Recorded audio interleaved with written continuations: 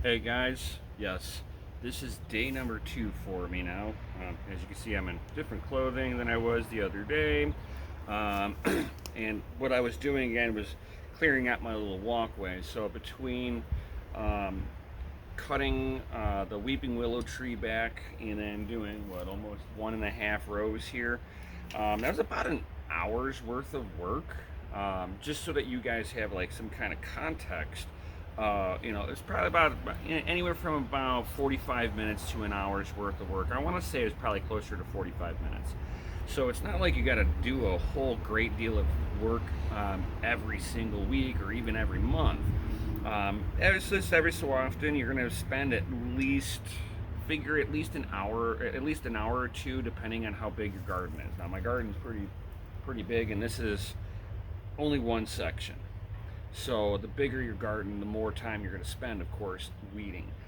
So with that being stated, I'd like to get this pathway cleaned up, and I'm using the debris off of the pathway as a method to hill on top of the potato row here. This helps the potatoes, if they grow towards the surface, they don't get exposed by sunlight and turn green. When they turn green, it's not like some people say they're poisonous or something. It's more that they get really woody and they don't taste good. I know people who have eaten them and they don't. Nobody I know that's eaten one. Ooh, bug scared me. Dragonfly really went buzzing past me. But I've never seen anybody really get sick from it.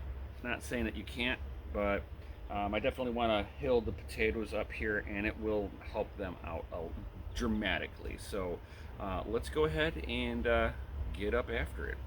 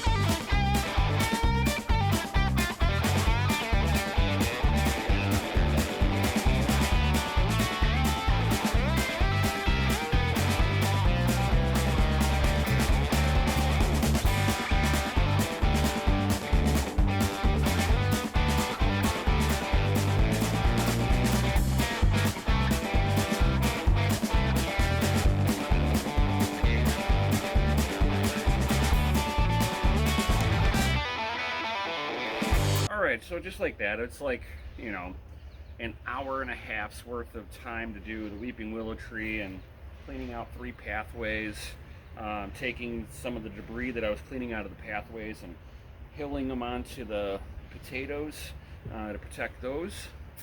Yeah, an hour and a half's worth of work. After realistically doing almost nothing to this garden since I planted it out, guys. So to me, that's a win. I'm a lazy gardener, and the least amount of time that I can put into this project and have it go good, the better I am.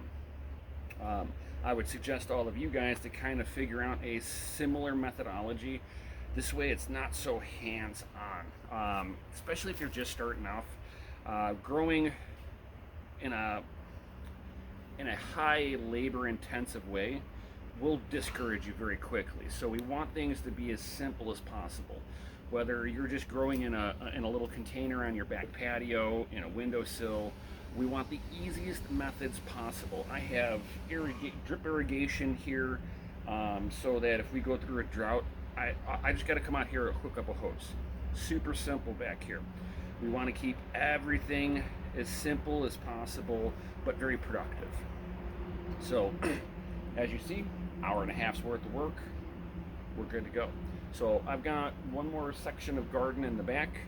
So let's go ahead and get back there and get at it. Here we are, my corn patch. Yes, guys, I have corn back here. And we have ears of corn that are growing. It feels like I've got full production all the way to the top, which I'm very, very happy. I haven't done anything with this stuff, guys. I did have a windstorm. It took down one of my corn, but you know, it is what it is, right? So I'm gonna try to get a little of this under control here. I'm gonna try to clean up around the plants just a little bit. When they say that you've got to weed around your corn, guys, I'm productive. I have quote unquote weeds around the corn. If you're not growing in sterile environments and it's well-fed ground, everything should be able to grow together. It's nature, it's plants. Nature knows what to do. You shouldn't have to babysit your plants.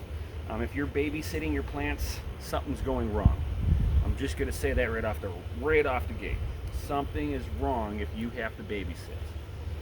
So I know I do have a milk thistle back there. I'd like to take that angry little plant down. Those are the ones that kind of stab your hand. So let's go ahead and open some of this up and clean up here.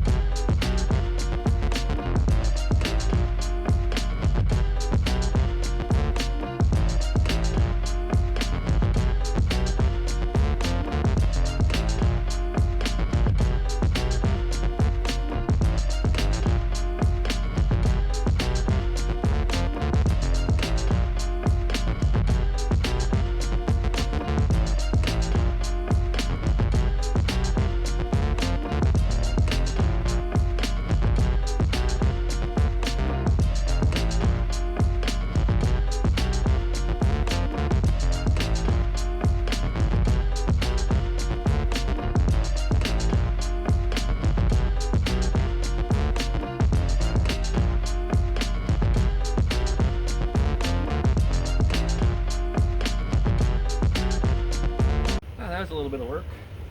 Clear out all that. Everything was kind of waist high in here.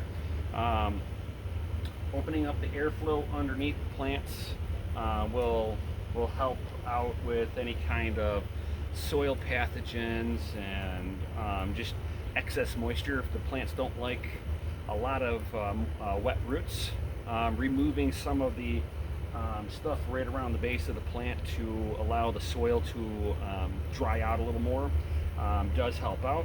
Again, depending on what you're growing, depends on if you need to do that or not. And then once you have all that opened up, the plants will look a little bit nicer, your garden will look a little better, and you'll be like, yeah, that's a good hard day's work. This took me about, I don't know, 25 minutes to do. It's a 10 by 15 foot section. Took about, like I said, about 25 minutes to kind of de-weed it real quick. And I think for right now, I think I'm going to take me a small little break, and then I've got my last little bit of the garden up over here to designate. And even if I don't come back to it today and I come back to it tomorrow, it's not a big deal. You know, don't make yourself crazy going, I got to do this all in one rip. Do it as you got time. Half hour here, an hour there, and eventually you'll get through your whole garden. Trust me, guys.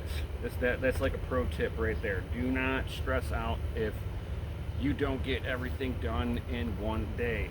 If you haven't touched your garden really,